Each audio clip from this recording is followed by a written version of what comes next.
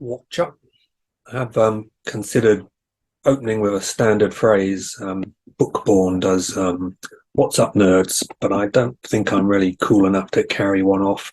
I did try "Aloha, YouTubians" off the cuff the other day, but I think I'll stick with random greetings. Salutations.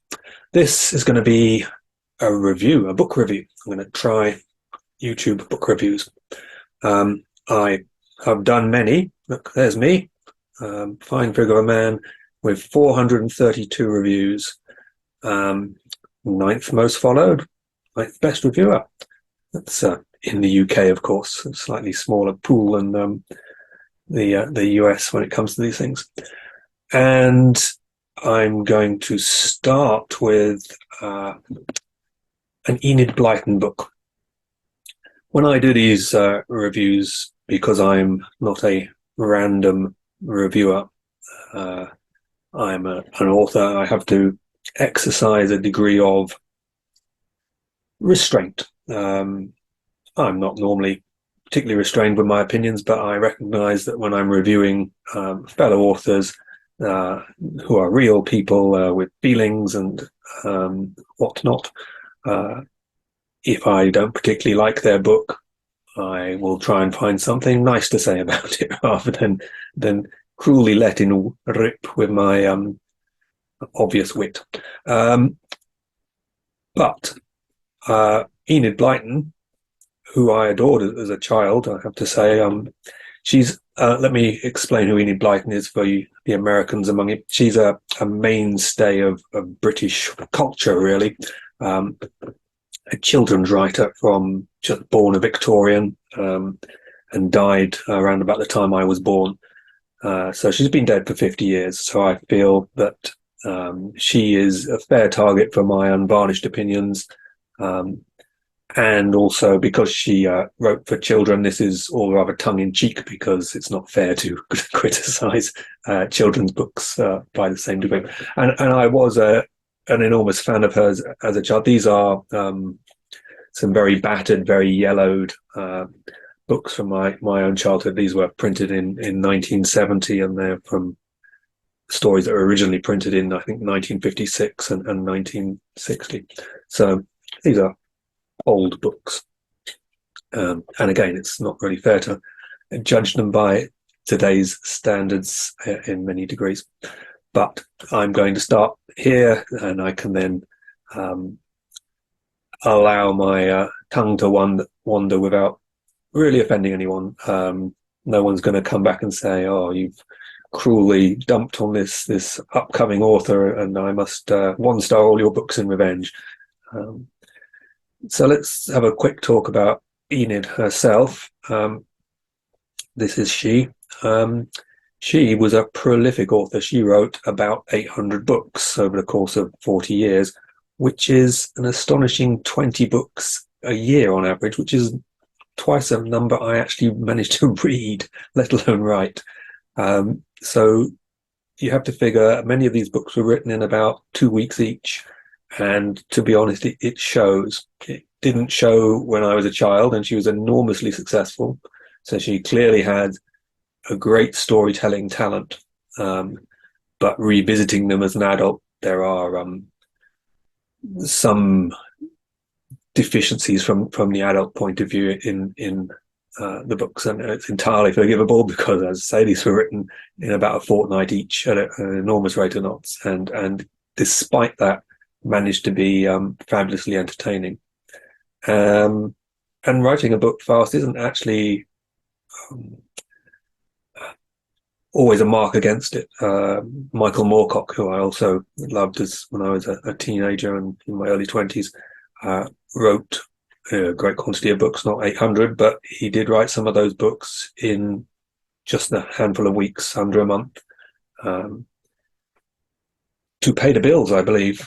So some of the books I really loved, like the Elric books or the Hawkmoon books by Moorcock, or the Coram books, some of those were dashed off in very short order and still were very well received.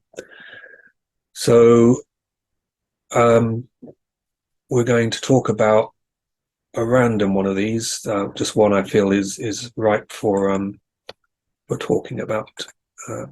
Here we go.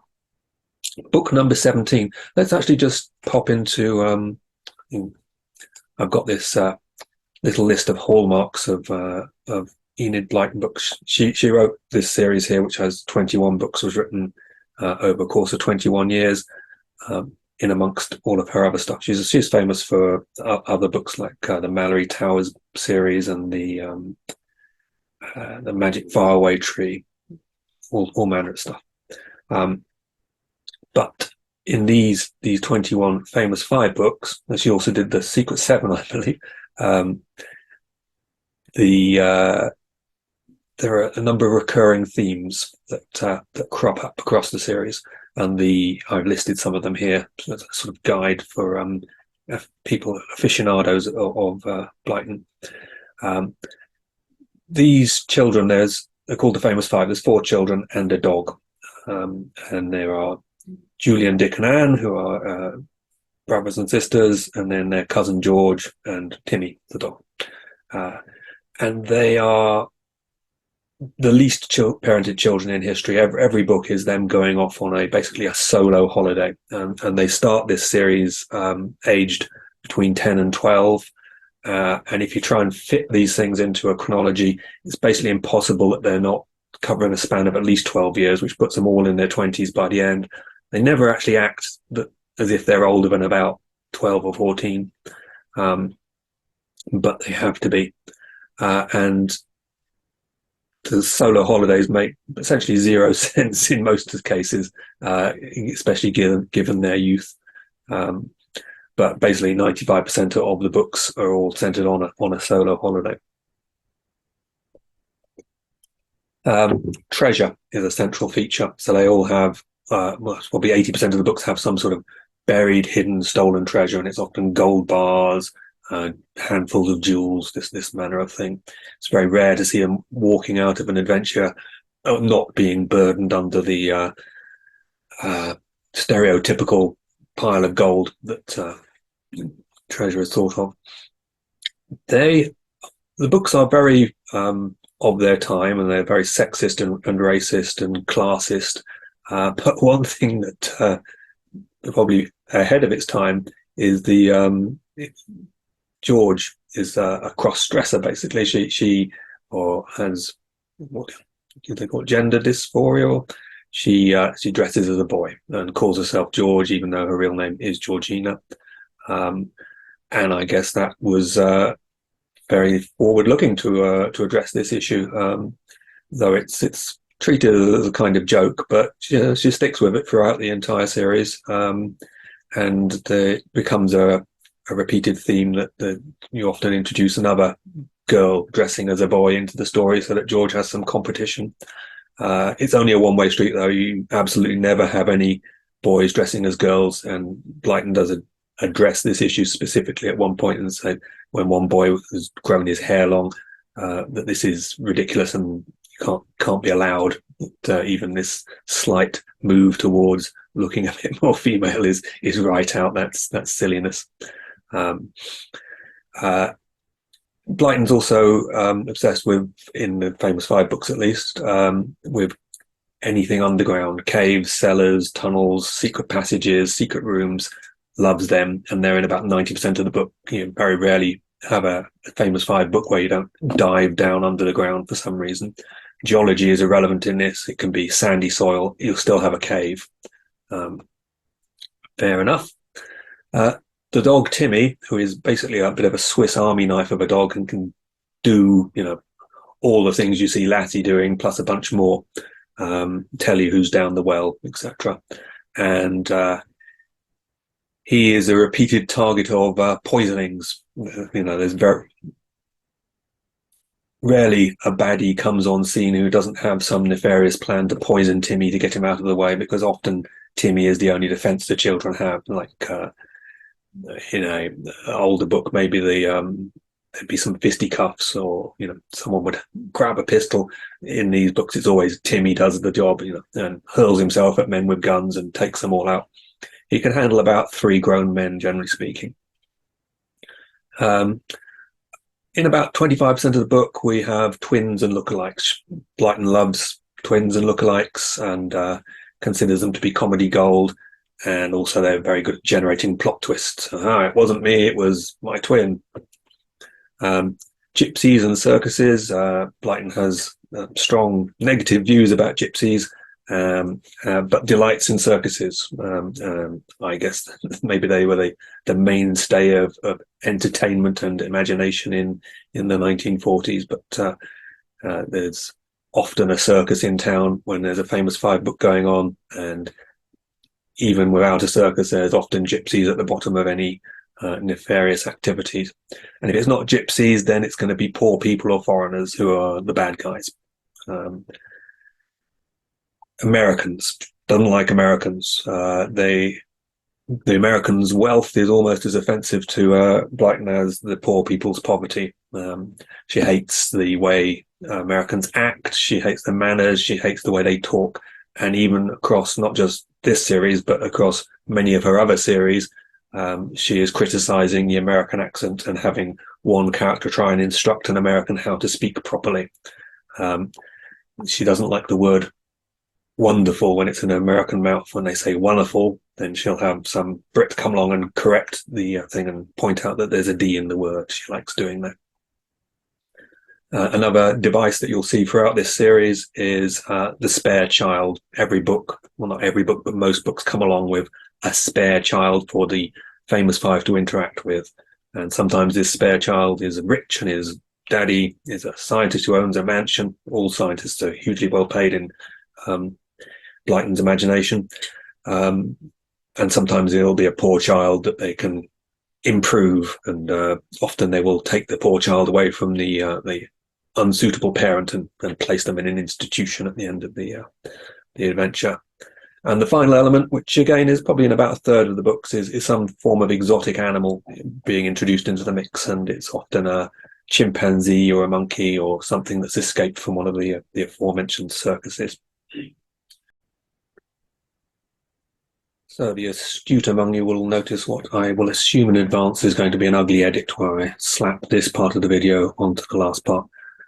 I know that a bunch of people are going to watch the videos I do, but oddly I cannot abide having anyone in the background listening in while I do them. So someone was walking about outside and I had to pause, and now I'm restarting. So this is 5 Get Into a Fix. It's the 17th book in the series, and I wanted to start with it because it's one I found quite funny. I even like the cover where you've got this ridiculous, given the content, image of these sort of James Bond type skiers heading down a mountain at high speed. And when we get to the review, you'll see why this is not really an image that has any rights being on the front of the book. So in this story, as in most, the children are sent away on an unsupervised holiday, and the reason this time is hard to contemplate. They're spending Christmas at the family home of Julian, Dick and Anne, and all the children get a cold. And the parents' response to the children getting a cold just before Christmas is to send them off by themselves over Christmas on a holiday, a skiing holiday in Wales. Now, those of you who know Wales will know that it does have mountains, modest-sized mountains, and a fair few of them will have a small amount of snow at the very top in the winter. But it is by no means a skiing resort. It is not alpine in any sense of the word. And in fact, there is bugger all skiing that goes on in this story. There's a few mentions of skis and toboggans, but basically it's just a sort of excuse to place the children away from home and get them embroiled in another mystery. The plot of this one is a bit Scooby-Doo-like, which is why I've got the graphic of Scooby-Doo there. Most of the books have a bit more substance to them, not a lot of substance, but a bit more than the average Scooby-Doo pulling off the masks I'd have got away with it if it wasn't for you damn kids. But this one is probably the most Scooby-Doo. And interestingly enough, the famous five are the direct inspiration for Scooby-Doo. You've got exactly the same setup. You've got this guy whose name escapes me is going to be Julian, who is the sort of leader and the upstanding young man. This guy will be Dick, except he's Shaggy, isn't he? But he's the Dick. Dick is the Joker of the pack. Anne is a meek young girl who behaves in the manner that Enid Blyton thinks young girls should, and George is a cross-dressing tomboy who gets into things that she shouldn't be getting into and is put in her place by the boys. And then, of course, Timmy / Scooby. So the inspiration is there. And in this book, the plot develops around what Enid Blyton calls a strange metal. She's basically invented a whole new element for the purposes of the book, but she never names it. Throughout the book, it's just the strange metal, and we get that exact phrase dozens of times. And Enid Blyton does like to invent a bit of science. One of the mainstays of the story of the plots involves George's father, who is a scientist, but we never really find out what kind of scientist he is. He sort of roams randomly through the whole domain of science, and Enid will make up sort of strange situations involving science that have very tenuous connections with reality. Grasp on history is also fairly weak. But this strange metal has some interesting properties. It's worth 100 times its weight in gold. So if I were to show you like one gold coin the size of a dollar piece or 50p piece, that would be worth about £1,500 in modern terms. This is 100 times that, so that would be £150,000 for just one coin, and a fistful of the stuff weighing about a kilogram would be about $3 or $4 million. So this is expensive stuff. This you'd think there'd be a lot of interest in finding it, and yet this stuff is ridiculously magnetic. So magnetic that when it's buried in a hill down below in its ore or whatever, cars and bicycles have a hard time going up and down roads on that hill because of the magnetic force pulling down on them. It also creates mysterious fogs and lights. So you imagine people going prospecting for gold, which is worth only 1% of the value of this stuff. They have a hard time. They have to go like digging test holes and eyeing up the geology and wondering about whether they can sort of pan in the rivers and find a few specks. Whereas this stuff, you've got the strong magnetic force, so powerful it's pulling your bicycle harder to the ground and making it more difficult to cycle. You've got the lights and the fogs. And in this story, there's a house built on this hill that has had people live in it for generations and then been abandoned for decades. And none of those people ever sort of thought, wonder what this mysteriously powerful magnetic force and these strange lights and fogs are. Let's dig for this strange material that's worth 100 times the value of gold. Okay. I listened to this one on audiobook. I read about half of the books when I was a kid, about 10 years old, and then I started reading them to my daughter, Kellen, and we enjoyed them together, but also we listened to them on audiobooks. And in this particular one, because there's a lot of Welsh accents, if you are not a native Welsh person, and not very good at accents, it's very easy to slip from Welsh into Pakistani as an accent. And the narrator in this audiobook did that frequently. So you had these Welsh peasant girl and Welsh 1940s shepherd, all sounding very like they'd come from Pakistan, which added a bit of comedy value for me. It's also good that the thieves who are stealing this metal, it's not quite clear how they are stealing it, but they're digging it out and taking it away. Maybe they don't have mining licenses. Are moving so much of this stuff that they need barges on an underground river to transport it. Now, handful, $3 to $4 million, an entire barge stuffed with the stuff. We're talking about the national product of a large country there. So it's an impressive enterprise, and it's involves like a handful of crooks and baddies.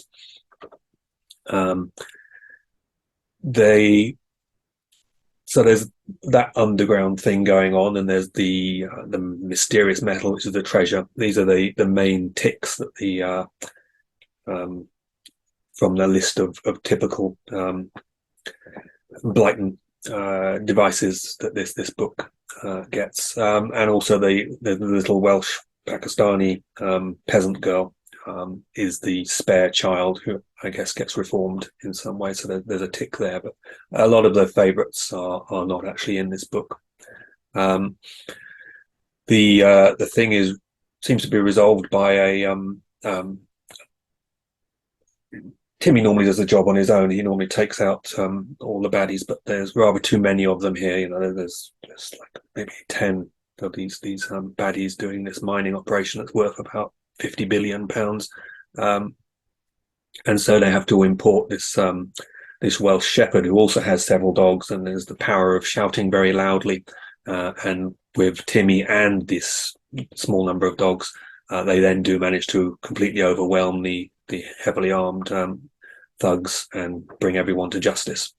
But I feel it is one of the best examples in a comical sense of Blyton's worst habits, and I recommend it to your attention. These are all very, very short, and you could probably knock this off in a day if you were so inspired. And yeah, give it a go. I've got reviews of about 10 or 12 of these books on Goodreads, and I've had a lot of fun doing them. So I may bring more to your attention, or I may dip into some books that are a bit more current and that I enjoyed on another level. And that's all I've got to say today. So I will bid you adieu and begin my search for the button to stop things.